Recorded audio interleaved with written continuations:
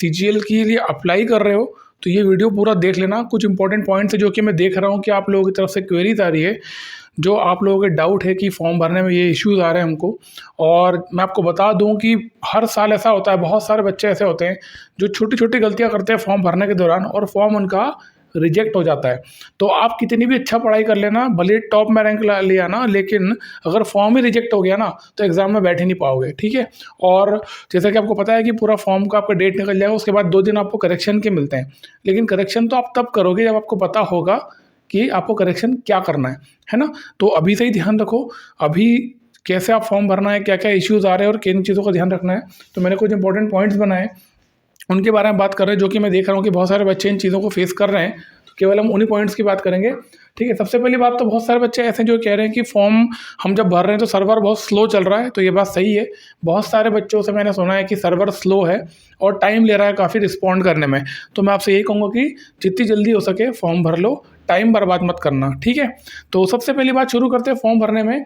एक important point है, point number 18.1 और 18.2, और वैसे एक और पॉइंट है 19.1 और 19.2। ये 2 पॉइंट्स हैं जिसमें आप कंफ्यूज हो कि आपको इसमें क्या करना है। इसमें 2 ऑप्शन होंगे आपके, यस के और नो के, ठीक है। दोनों में चारों पॉइंट्स हैं, मतलब 1 2 3 4 इन चारों पॉइंट्स हो येस और नो पूछा जाएगा। तो मैं आपको बता देता हूँ कि ये जो 18.1 18.2 है, ये आपको तब येस करना है जब आपको लगता है कि आप जेएसओ वाली पोस्ट के लिए एलिजिबल हो, ठीक है। जूनियर स्टैटिस्टिकल ऑफिसर वाली पोस्ट के लिए अगर आप एलिजिबल हो तो आप इसमें येस करना। और 19 वाला पॉइंट जो है वो एसआई ग्रेड 2, मतलब कि स्टैटिस्टिकल इन्वेस्टिगेटर ग्रेड 2 वाली जो पोस्ट है उसके लिए अगर आप एलिजिबल हो तो आप इसमें अप्लाई करना। अब इसकी एलिजिबिलिटी क्या है ना, आप इसके लिए एलिजिबल हो या नहीं हो, तो वो एजुकेशनल क्वालिफिकेशन क्या है वो मैं आपको समझा देता हूँ, तो आपको थोड़ी सी और क्लैरिटी आ जाएगी, ठीक है। तो पहले बात कर लेते हैं जेएसओ वाले के लिए। तो जेएसओ के लिए क्या एलिजिबिलिटी है, अगर आपने ट्वेल्थ में मैथ्स पढ़ा हुआ है, ठीक है। अगर आपने 12th में मैथ्स पढ़ा हुआ है तो मैथ्स में आपके 60% नंबर आना चाहिए। ये पहली कंडीशन है जेएसओ की। अगर आपने 12th में मैथ्स पढ़ा है तो आपके 60% आना चाहिए। अगर मान लो आपने 12th में मैथ्स नहीं पढ़ा है तो फिर, और है ना, तो फिर ग्रेजुएशन में आपका कहीं पर भी एक बार स्टैटिस्टिक्स एक सब्जेक्ट होना चाहिए, है ना। अब यहाँ पर बहुत सारे बच्चे कंफ्यूज होते हैं कि हम जो स्टैटिस्टिक्स एज अ सब्जेक्ट पढ़ रहे हैं वो हमारी मार्कशीट में मेंशन नहीं है, या कई बार क्या होता है स्टैटिस्टिक्स की जगह लिखा होता है मैथमेटिक्स एंड स्टैटिस्टिक्स, या फॉर्मल स्टैटिस्टिक्स, या बिजनेस स्टैटिस्टिक्स, इस प्रकार से कई बार मार्कशीट में लिखा होता है। तो मैं आपको बता दूं उसके लिए आप एलिजिबल हो, है ना। स्टैटिस्टिक्स वर्ड कहीं भी मेंशन किया हुआ है तो आप एलिजिबल हो। अगर आपकी मार्कशीट में कहीं नहीं भी लिखा है, कई बार क्या होता है, कई सारी यूनिवर्सिटीज़ होती है, कई सारी कॉलेजेस होते हैं जो अपने सब्जेक्ट्स के नाम नहीं लिखते मार्कशीट में, वो ऐसे लिखते हैं पेपर 1, पेपर 2 और आपके आगे मार्क्स लिखे होते हैं। तो उस केस में आप कॉलेज से लिखवा सकते हो कि आपने स्टैटिस्टिक्स पढ़ा है और आप इस पोस्ट के लिए एलिजिबल हो सकते हो। तो मैं आपको एक ही चीज़ कहूँगा कि जरा सा भी डाउट आपके मन में आ रहा है और आपको लग रहा है कि आप इस पोस्ट के लिए एलिजिबल हो या आपने पढ़ा है ना, तो इसको आप येस कर देना, ठीक है। इन पॉइंट्स में आप यस जरूर कर देना, क्योंकि मैं पिछले 3 साल से ये चीज़ देख रहा हूँ। बहुत सारे बच्चे इसके लिए एलिजिबल होते हैं, लेकिन बाद में जब समय निकल जाता है तो समय निकलने के बाद में क्या होता है ना, उनको पता चलता है कि हम तो एलिजिबल थे लेकिन हमने यहाँ पर नो कर दिया, जिस वजह से हमारा एडमिट कार्ड नहीं आया। क्योंकि अगर आप इसमें येस नहीं करोगे और आपने भले ही इसका कट ऑफ क्लियर कर लिया तो यहाँ पर आपका एडमिट कार्ड नहीं आएगा और आप एग्जाम में बैठ नहीं पाओगे। और मैं आपको बता दूँ कि जो पोस्ट है ना, इसमें ना के बराबर कंपटीशन होता है, कंपटीशन बहुत कम होता है, क्योंकि बहुत कम बच्चे इसके लिए एलिजिबल होते हैं और जितने एलिजिबल भी होते हैं उसमें से बहुत कम बच्चे इसके लिए तैयारी करके अप्लाई करते हैं। तो इस मौके का फ़ायदा उठाओ। सबसे अच्छी बात यह है कि जेएसओ वाली पोस्ट है, इसके लिए जो एज लिमिट है ना, अपर एज लिमिट जो है वो है 32 साल, 32 ईयर्स इसकी एज लिमिट है। तो ये बहुत बड़ा मौका है उन बच्चों के लिए जिनकी एज 30 क्रॉस कर गई है, ठीक है। तो ये हो गया जेएसओ के लिए। वैसे एसआई ग्रेड 2 जो है ना, इसके लिए तो बहुत कम बच्चे एलिजिबल होते हैं। इसकी एजुकेशनल क्वालिफिकेशन मैं आपको बता दूं, इसके लिए आपको 3 साल में स्टैटिस्टिक्स चाहिए, मतलब जो आपका ग्रेजुएशन है ना। एसआई ग्रेड 2 जो है, इसके लिए जो ग्रेजुएशन है आपका, वो पूरा का पूरा ग्रेजुएशन जो है वो ही स्टैटिस्टिक्स में होना चाहिए। स्टैटिस्टिक्स में मतलब सांख्यिकी में आपने स्नातक किया हो, है ना। तो अगर आप ऐसा आपने किया है तो डेफिनेटली आप भी इसमें यस कर लेना, यहाँ पर इसको भी यस कर देना, क्योंकि यहाँ पर तो आपको और कम कंपटीशन होगा, क्योंकि ऐसे बहुत ही कम बच्चे होते हैं जो कि स्टैटिस्टिक्स में ग्रेजुएशन कर रहे हैं। तो ये एक बहुत बड़ा वरदान होता है उन बच्चों के लिए जिन्होंने स्टैटिस्टिक्स में ग्रेजुएशन किया है वो केवल वही बच्चे स्टैटिस्टिकल इन्वेस्टिगेटर ग्रेड 2 के लिए अप्लाई करते हैं और इसके लिए एलिजिबल होते हैं। और आपको बता दूं ये वाली जो पोस्ट है स्टैटिस्टिकल इन्वेस्टिगेटर ग्रेड 2 की पोस्ट है, ये सीधा आती है होम मिनिस्ट्री के अंडर में, यानी कि मिनिस्ट्री ऑफ होम अफेयर्स। ठीक है, तो कहीं ना कहीं आप गृह मंत्रालय में ऑफिसर बन जाते हो अगर आपको ये पोस्ट मिल जाती है। तो ये बहुत ही इंपॉर्टेंट था, बहुत सारे बच्चों का डाउट था और कई सारे बच्चे जानना चाहते थे कि भाई हम इस पर अप्लाई करें या ना करें। मैं आपको यही कहूँगा कि जरा सा भी डाउट लग रहा है कि आपको लगता है कि आपने पढ़ा हुआ है स्टैटिस्टिक्स, या 12वीं में आपने मैथ्स पढ़ रखा है, मैथ्स में आपके 60% नंबर आ रहे हैं, मतलब 100 में से आपके 60 आ रहे हैं, है ना, तो आपको ज़रूर अप्लाई करना चाहिए। मैं आपको फिर से कह रहा हूँ, बहुत सारे बच्चों को देखता हूँ समय निकल जाता है, फॉर्म सबमिट हो जाता है, लेकिन बाद में जब वो कट ऑफ क्लियर करते हैं तब उनको रियलाइज़ होता है कि यार हम इस पोस्ट के लिए भी एलिजिबल थे और हमको हमारे पास पढ़ने के लिए एक मौका था, लेकिन हमने उस मौके को गवा दिया, समय में हमने अप्लाई नहीं किया। तो अप्लाई ज़रूर कर देना, कोई नुकसान नहीं है। ठीक है, इन केस मान लो कि आगे चल के आपकी एलिजिबिलिटी ना भी निकलती है ना, तो आपको कोई फांसी पे चढ़ाने वाला नहीं है, ये एक एरर माना जाएगा, इससे ज़्यादा कुछ नहीं, ह्यूमन एरर है।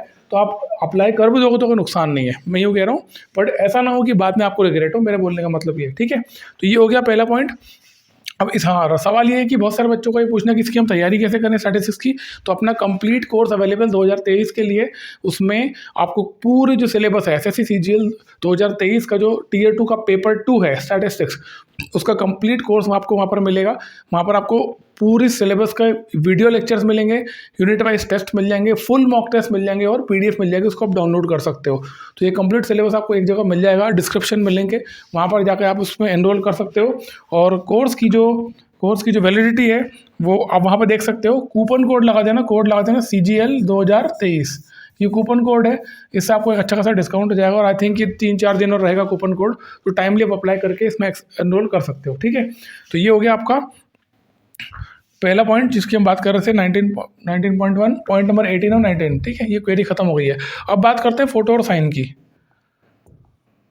ठीक है, अब बात करते हैं फोटो साइन की। देखो भैया, फ़ोटो बहुत इंपॉर्टेंट चीज़ है। कई सारे बच्चों को मैं देख रहा हूँ कि पुराने फ़ोटो लगा दे रहे हैं। सबसे पहली बात तो ये है कि उसमें क्लियर लिखा हुआ है फोटोग्राफ में, जब आप जो भी आप फ़ोटो अपलोड करोगे वो फ़ोटो 3 जनवरी 2023 के बाद की होना चाहिए। सिंपल सी बात है, एसएससी ने क्लियर कट ये बात लिख दी है, तो इसमें कोई इफ एंड बट नहीं होना चाहिए। आपको बार बार ये सवाल नहीं आना चाहिए। ठीक है, बार बार सवाल नहीं आना चाहिए कि हम फोटो हमारा पुराना वाला लगा दें, हमने लास्ट ईयर एग्ज़ाम भरा था तो उसमें लगा दें, क्या CHSL का लगा दें। ऐसा बिल्कुल मत करना। अगर आपने कोई पुराना फ़ोटो ऑलरेडी लगा रखा है एसएससी में, मान लो आपने पुराने एग्ज़ाम में अप्लाई किया है और वो फ़ोटो आपका ऑलरेडी जा चुका है, तो उस फ़ोटो को वापस से मत लगाना, क्योंकि वो चीज़ वो रिकॉर्ड उनके पास में है। तो अगर उनको ज़रा सा भी ये पता चल गया कि आपका फ़ोटो जो आपने फ़ोटो खिंचवाया है वो इस तारीख से पुराना है, तो फॉर्म रिजेक्ट कर देंगे स्ट्रेट अवे। ठीक है, तो ये गलती बिल्कुल नहीं करना है। बहुत सिंपल सा काम है। देखो, आपको करना क्या है, नया फ़ोटो खींच लो यार। आजकल सबके पास अच्छे मोबाइल होते हैं, आपके पास नहीं है तो किसी से ले लो सिंपल सा एक मोबाइल लो और स्ट्रेट खड़े हो जाओ, और स्ट्रेट खड़े होकर के जो आपका बैकग्राउंड है उसको वाइट रखना। ठीक है, मतलब वाइट बैकग्राउंड होना चाहिए, क्योंकि उसमें आपकी फ़ोटो जो है वो ज़्यादा क्लियर आती है।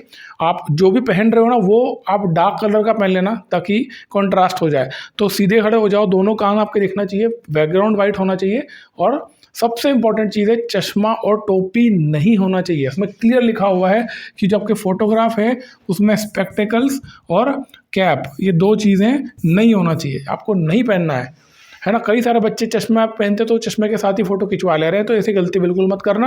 मैं आपको बता दूं, पिछले साल भी हुआ था, लास्ट ईयर भी हुआ था, उसके पिछले साल भी हुआ था, जब चश्मा लगा करके बच्चों ने फ़ोटो खिंचवाया और फॉर्म रिजेक्ट हो गया, है ना। और फॉर्म रिजेक्ट होने का मतलब है फिर पढ़ते रहो बैठ के, किसके लिए पढ़ रहे हो। जब फॉर्म रिजेक्ट हो गया तो अप्लाई, तुम्हारा एडमिट कार्ड ही नहीं आएगा।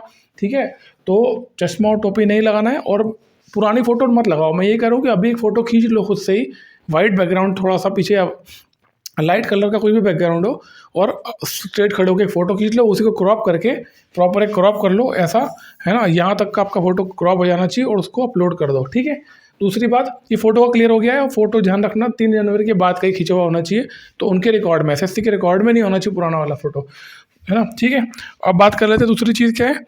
दूसरी चीज़ है आपकी साइन। ठीक है, सिग्नेचर। तो सिग्नेचर का भी क्लियर लिखा हुआ है कि JPG इमेज होना चाहिए।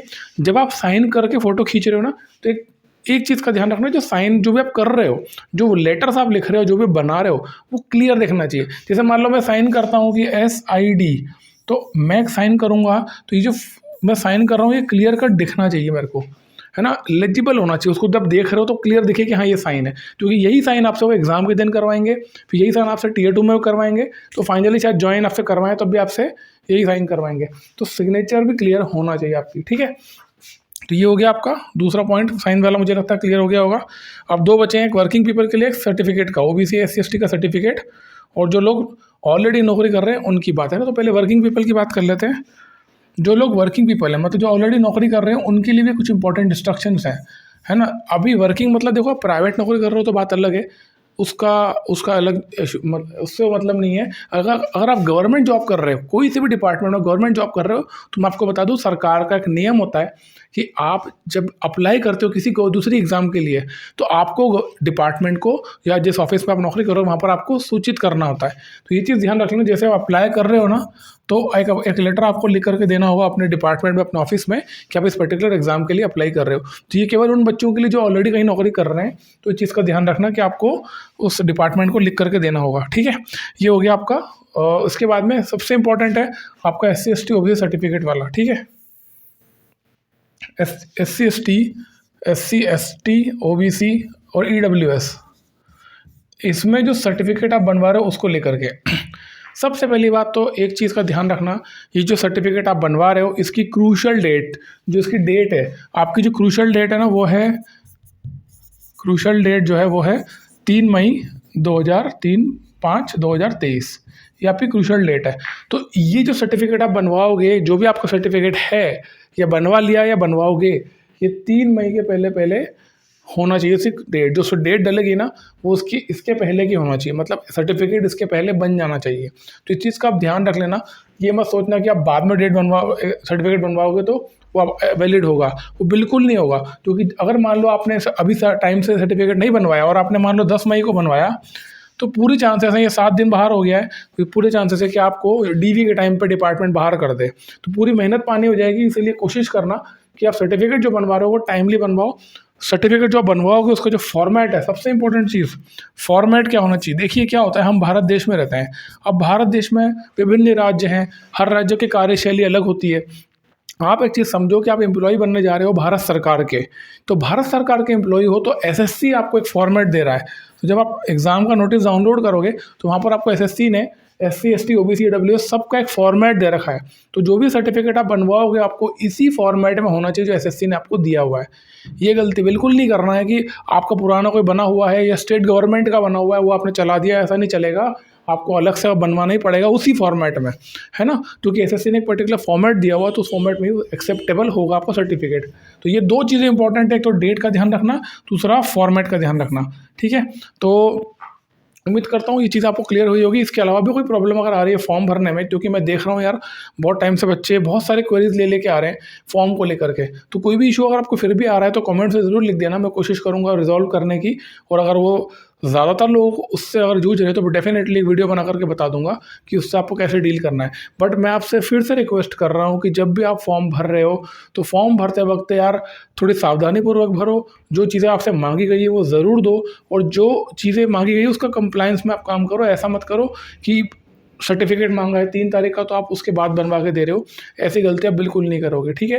क्योंकि फॉर्म भर के सबमिट हो गया, फॉर्म एक्सेप्ट होगा तो ही पूरी प्रिपरेशन आप पे काम आने वाली है। आप धुआंधार पढ़ाई करो, 18-18 घंटे पढ़ लो, लेकिन फॉर्म अगर रिजेक्ट हो गया ना तो पूरी मेहनत पानी हो जाएगी और पूरी जो कहानी है वो अगले साल पे चले जाएगी, है ना। एक बार फॉर्म अगर रिजेक्ट हो जाता है तो कोई कुछ नहीं कर सकता, तो SSC के हाथ पर जोड़ो, कुछ भी करो, वो ऑनलाइन फॉर्म रिजेक्ट होता है तो उसमें आपकी कोई मदद कर नहीं पाएगा। तो मैं आपसे यही कहूँगा कि फॉर्म जब भर रहे हो तो थोड़ा सावधानीपूर्वक भरो, चीज़ों को देख लो। और एक बार आप जो रजिस्ट्रेशन फॉर्म आपने निकाला है, मतलब जब आपने फाइनली सबमिट कर दिया है, तो एक PDF आप निकाल सकते हो, वो PDF डाउनलोड करके एक बार चेक कर लो, ठीक है ना। वो उसमें देख लो कि आपने जगह क्या क्या एंट्रीज डाली है और सारी सही है या नहीं है, ठीक है, वो बहुत इंपॉर्टेंट होता है।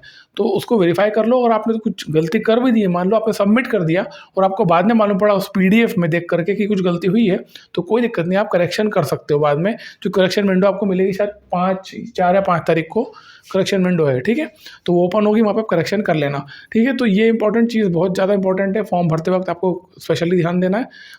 इसके अलावा जो JSO के लिए जो तैयारी कर रहे हैं और SI ग्रेड 2 के लिए, तो वैकेंसी को लेकर के बहुत सारे बच्चे क्वेश्चन करते हैं कि 2 पोस्ट जो है JS और SI ग्रेड 2 इसकी वैकेंसीज कितनी होगी। तो मैं आपको बता दूं कि डेफिनेटली अभी जैसे RTA में रिप्लाई आ रहा है, पता नहीं कहाँ से आ रहा है, मुझे नहीं पता, मैंने तो RTA लगा रखी है। तो JSO की तो अच्छी खासी, मतलब मेरा जो अनुमान है, मुझे लगता है 200 प्लस वैकेंसी होना चाहिए कम से कम, ठीक है, ठीक है, मतलब 200 प्लस तो मिनिमम होना ही चाहिए मेरे हिसाब से। और SI ग्रेड 2 की भी अच्छी खासी वैकेंसी आएगी, क्योंकि SSC ने फॉर्म में इस बार ऑप्शन दिया है SI ग्रेड 2 का, तो इसकी भी वैकेंसी आएगी। तो मैं कहूँगा कि अगर आप इसके एलिजिबल हो ज़रूर अप्लाई कर देना, पढ़ाई कर लेना। पढ़ने के लिए आपको मैंने बता ही दिया है कि हमारा कंप्लीट स्टडी मटेरियल अवेलेबल है, और बहुत सारे बच्चे, अगर आप पुराने बैचेस में देखोगे 2021 का रिजल्ट आया, 20 का रिजल्ट आया, तो मोस्टली JS और SI ग्रेड 2 आपको हमारे बैच से मिलेंगे। तो कंप्लीट स्टडी मटेरियल आपको मिलता है, और जो भी आपको पढ़ना है सब यहीं मिल जाएगा। इसके अलावा कोई आपको बुक खरीदने की जरूरत नहीं पड़ेगी, कुछ दूसरा आपको कुछ मटेरियल लेने की जरूरत नहीं है। तो अगर आप कोर्स में एनरोल करना चाहो तो डिस्क्रिप्शन में लिंक है, जाकर वहाँ पे एनरोल कर सकते हो। और इसके अलावा कोई भी डाउट हो, कोई भी क्वेरी हो, पूछना चाहते हो तो कमेंट्स में लिख देना। मैं कोशिश करूँगा जवाब देने की। इस वीडियो में इतना ही था, मिलते हैं अगले वीडियो में। थैंक यू सो मच, जय हिंद।